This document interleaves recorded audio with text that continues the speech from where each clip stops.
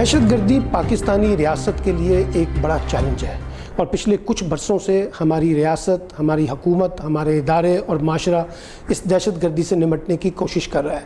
लेकिन लाहौर में होने वाली ये हालिया दहशत गर्दी ने फिर बुनियादी नौइयत के सवालात हमारी रियासत के हवाले से, हमारी हुकूमत के हवाले से उठाए हैं। और ये जो दावे किए जा रहे थे कि हमने दहशत गर्दी पर मुकम्मल काबू पा लिया है, उस पर अब नए सवालात निकल कर सामने आ रहे हैं। वो जो नेशनल एक्शन प्लान हमने बनाया था, जिसमें वफाकी हुकूमत, सूबाई हुकूमत, हमारी सिविल मिलिट्री लीडरशिप और पूरी सोसाइटी के डिफरेंट स्टेक होल्डर्स की कोलेशंस के साथ जो नेशनल एक्शन प्लान बना, हमें लगता ये है कि उसमें अभी भी वो खातिर खा नताइज नहीं मिल रहे जो हम लेना चाहते थे। आपको याद होगा कि एपिक्स कमेटियाँ बनी थीं। प्राइम मिनिस्टर वफाकी सतह के ऊपर एपिक्स कमेटी को चेयर करते हैं और सूबाई सतह पर सूबाई चीफ मिनिस्टर जो है एपिक्स कमेटी को चेयर करते हैं। लेकिन जब एपिक्स कमेटी के बाकायदगी से इजलास नहीं होंगे, वहाँ इन तमाम तफसीलात का जायज़ा नहीं लिया जाएगा, वहाँ उन तमाम महरिकात को नहीं समझा जाएगा जो दहशत गर्दी को तक़वियत देते हैं, तो फिर शायद हमें इस तरह के वाक़यात देखने पड़ते हैं। दूसरा, दहशत गर्द जो है वो हमेशा से बुनियादी तौर पर जो वैक्यूम होता है रियासत के अंदर, सोसाइटी के अंदर, उसका फ़ायदा उठाते हैं और जो हुकूमती कमज़ोरियाँ हैं उसको फ़ायदा उठाकर वो अपनी जस्टिफिकेशन को जो है ना वो शो करते हैं और तासुर ये देते हैं कि हम अभी मौजूद हैं, ख़त्म नहीं हुए हैं। इसलिए मैं ये समझता हूँ कि लाहौर की जो हालिया दहशत गर्दी है, इसमें तीन बड़े फैक्टर्स हैं। एक ये कि हमारी हुकूमत जो है वो पिछले 1 साल से पनामा केस में उलझी हुई है, उसकी सारी की सारी तवज्जो पनामा केस तक महदूद है। दीगर हुकूमती मामलात और ख़ास तौर पर दहशत गर्दी जैसे मसले पर हमने कमज़ोरी दिखाई है। दूसरा, जो सिविल मिलिट्री रिलेशनशिप के कॉन्टेक्स्ट में चीज़ें आगे बढ़नी चाहिए थी, एक दूसरे को जिस अंदाज से फैसिलिटेट करना चाहिए था, वो नहीं हो रहा, बल्कि उसमें ब्लेम गेम है। और ये बार बार एक तासुर देने की कोशिश की जाती है जैसे सिक्योरिटी इशू जो है वो पाकिस्तानी फ़ौज का है। हालांकि सिक्योरिटी इशू जो है बुनियादी तौर पर पाकिस्तानी रियासत का है और पाकिस्तान का इशू है ये, क्योंकि पाकिस्तान महफूज होगा तो पाकिस्तान की सिक्योरिटी भी महफूज होगी। लेकिन अगर पाकिस्तान महफूज नहीं है तो पाकिस्तान की सिक्योरिटी भी बेमानी सवाल है। दूसरी बात यह कि इस दहशत गर्दी को जंग को जीतना ये सिर्फ फ़ौज की बात नहीं है, इसमें पूरी सोसाइटी को, पूरी रियासत को, पूरी हुकूमत को, पूरे लोगों को साथ जोड़कर आगे बढ़ना होगा। और ये हुकूमत का काम है कि वो इस सारे मामले में लीड करती हुई नजर आए, तमाम फरीकैन को साथ लेकर चले। लेकिन लगता है कि डेफिसिट्स जो हैं वो हमारे बड़े गहरे हैं, एक दूसरे पे अदम एतमाद की हमें सूरत हाल नज़र आती है। अब देखिए, जो सिविल मिलिट्री इंटेलिजेंस एजेंसीज़ हैं उनके अंदर अगर एक कॉपरेशन नहीं होगी, उनके अंदर इंफॉर्मेशन शेयरिंग का मैकेनिज्म नहीं डेवलप होगा, तो हम कैसे इसको निमट सकेंगे।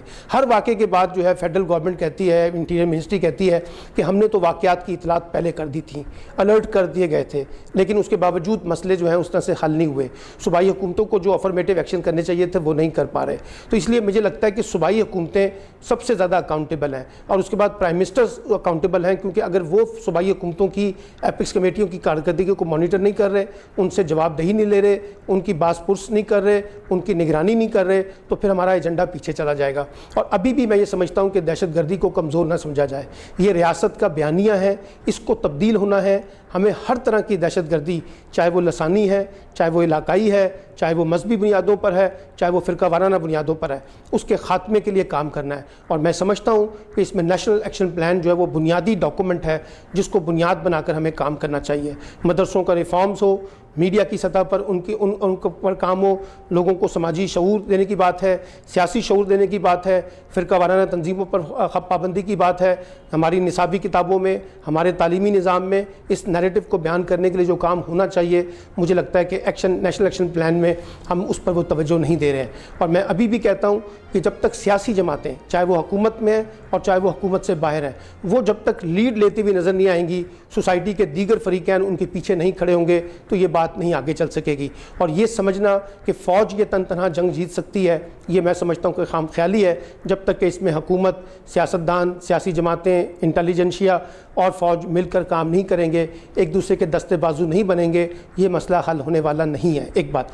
दूसरी बात यह कि जितने भी हमने प्लान बनाए थे, मसलन आपको याद होगा कि लाहौर सेफ सिटी प्रोजेक्ट था, इस पे अरबों रुपए इन्वेस्टमेंट की गई है और 2016 में ये मंसूबा मुकम्मल होना था। अब 2017 में हम यहाँ पे खड़े हैं, मंसूबा अभी तक मुकम्मल नहीं हो सका। इसका कौन जिम्मेदार है? कौन इसकी जवाबदेही करेगा? कौन इसकी निगरानी कर रहा है? वो जो कैमरे लगाने की बातें हुई थी, क्या वजह है कि जब भी कोई हादसा होता है तो पता चलता है कैमरा फंक्शन में नहीं था, फंक्शनिंग में नहीं आ रहे, जितने कैमरे लगने चाहिए थे उतने कैमरे नहीं लग पा रहे। फिर एक और बात जहन में रखिए जो हमारी रियासत को समझना होगा कि हमारी जो पुलिस है یہ بنیادی طور پر لا اینڈ آرڈر کی سچویشن کو مینٹین کرنے کے لیے بنتی ہے. یہ ٹیررزم کو لیڈ کرنے کے لیے نہیں بنی, لیکن اس میں اسپیشل فورسز جو بنی ہیں جو ہم کو جس کو ٹیررزم لیڈ کرتی ہے, اس میں بھی بدقسمتی ہے کہ وہ ہم نے VVIP پروٹوکول جو ہیں ان کے اوپر ان کو لگایا ہوا ہے. سو مجھے لگتا ہے کہ پوری ریاستی پالیسی کو ریوزٹ کرنا ہوگا, حکومتی پالیسی کو ریوزٹ کرنا ہوگا, اور خاص طور پہ جب ہم یہ بات کرتے ہیں کہ جی اس میں بیرونی مداخلت ہے, چاہے وہ افغانستان کی ہے چاہے وہ ہندوستان کی ہے, اس کے بارڈرز جو ہیں اس کو جب تک ہم سیف نہیں کریں گے, جب تک ہمارا افغانستان کے ساتھ ایک جوائنٹ میکنزم نہیں بنے گا ٹیررزم کو ایلیمینیٹ کرنے کے حوالے سے, جب تک بھارت جو ہے وہ دہشت گردوں کے خاتمے کے لیے, دہشت گردی کے خاتمے کے لیے ہمارے ساتھ مذاکرات نہیں کرے گا, بیٹھے گا نہیں, کوئی میکنزم ڈیولپ نہیں کرے گا, تو ہم اپنے بارڈرز کو بھی سیف نہیں کر سکتے. تو اس لیے میں یہ سمجھتا ہوں کہ ٹیررزم اکیلی پاکستان نے نہیں لڑنی, پاکستانی ریاست نے, اس میں افغانستان کو بھی کوآپریٹ کرنا پڑے گا, اس میں ہندوستان کو بھی کوآپریٹ کرنا پڑے گا, اس میں ایران کو بھی کوآپریٹ کرنا پڑے گا, اس میں چین کو بھی کوآپریٹ کرنا پڑے گا, اس میں پاکستان کو بھی کوآپریٹ کرنا پڑے گا. لیکن مسئلہ یہ ہے کہ ہم اس وقت ایک بلیم گیم کے ساتھ ڈیل کرنے کی کوشش کر رہے ہیں. پاکستان سمجھتا ہے کہ افغانستان اور بھارت ہمیں کمزور کر رہے ہیں, بھارت اور افغانستان یہ الزام پاکستان پہ لگاتا ہے, امریکہ کچھ الزامات پاکستان پہ لگاتا ہے. تو اس سے ایک ماحول میں جو ڈیفیسٹس ہے وہ بڑھتا جا رہا ہے. تو ابھی بھی میں یہ سمجھتا ہوں کہ اس لاہور کے واقعے کو آخری واقعہ نہ سمجھا جائے. اس طرح کے واقعات ہوتے رہیں گے جب تک ریاستی سطح پہ ہم کمزور ہیں, جب تک حکومتی سطح پہ ہم کمزور ہیں, جب تک معاشرتی سطح پہ ہم چیزوں کو کمزوری سے ڈیل کریں گے. اور یہ جو بلیم گیم ہم فوج پر الزام تراشی کر دیں یا فوج سیاستدانوں پر الزام تراشی کر دے, اس سے مسئلے حل ہونے والے نہیں ہیں.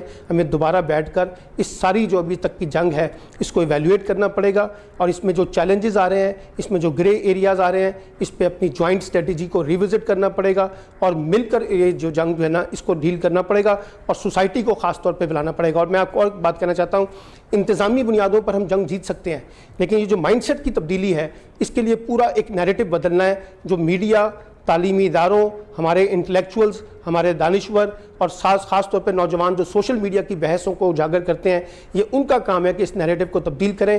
طاقت کے انداز میں, بندوق کے انداز میں, کہیں بھی کوئی چیز ہو رہی ہوگی ہمیں اس کو ایلیمینیٹ کرنا ہے. اس کے مقابلے میں ایک ٹالرنس کے ساتھ, رواداری کے ساتھ, مکالمے کے ساتھ, بات چیت کے ساتھ کے مسئلے کو جب ہم آگے بڑھائیں گے تو پھر پاکستان اس دہشت گردی کی جنگ سے زیادہ مؤثر طریقے سے نمٹے گا.